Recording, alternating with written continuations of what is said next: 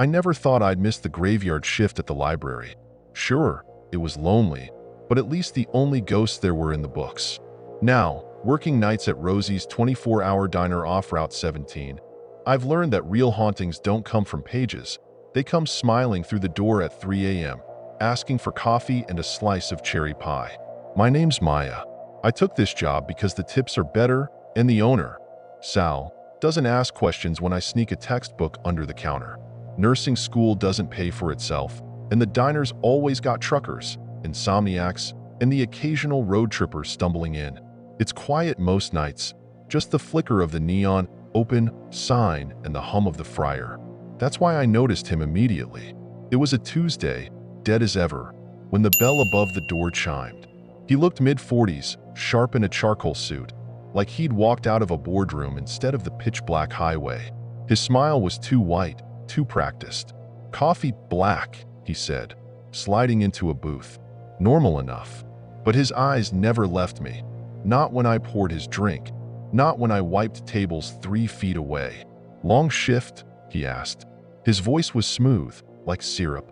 "Till sunrise," I said, forcing a smile. "Must get lonely out here." He stirred his coffee, though he hadn't added sugar. "Ever think about faster money?" My skin prickled.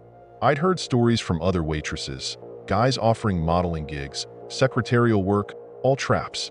I mumbled something about being busy with school. He just nodded, left a $20 tip, and vanished. A week later, he returned. This time, a woman trailed him. Late 30s, blonde, in a sequin jacket that screamed, "Trying too hard." They ordered pie a la mode, but the woman barely touched hers. Instead, she leaned over the counter, her perfume cloying. "You're exactly what we need," she purred. "Ever host private parties? Easy cash, no strings." Her manicured finger tapped a business card. "Elite events, no address, just a hotline." I shoved the card back. Not interested. The man's smile didn't waver. "Think it over. We'll be back." They left. I crumpled the card, but not before memorizing the number. Later, on a whim, I Googled it. A Reddit thread popped up. "Elite event scam?" Posts from years back, all describing the same duo. One comment froze me. "They only target diners off Route 17. The next night, the power went out. Sal was gone, leaving me alone to close. The backup lights flickered on, casting the diner in sickly green. That's when I saw the van, black, idling by the dumpsters. The back door was jammed. The front locks clicked, like someone was testing them. I dialed 911, but the call dropped. No service. Of course. Then, the blonde's voice slithered through the drive-through intercom. "Come out, Maya. We just want to talk." How did they know my name? I lunged for the fryer, dumping oil into a bucket. Footsteps crunched outside. As the door rattled, I hurled the scalding liquid at the figure forcing his way in. A scream. Tires screeched. By the time cops arrived, the van was gone.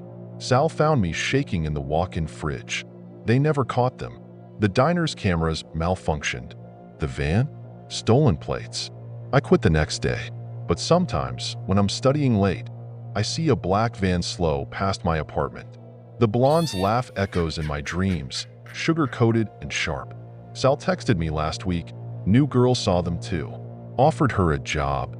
"Stay safe, Maya." I didn't reply. Some hauntings don't stop. They just find fresh meat.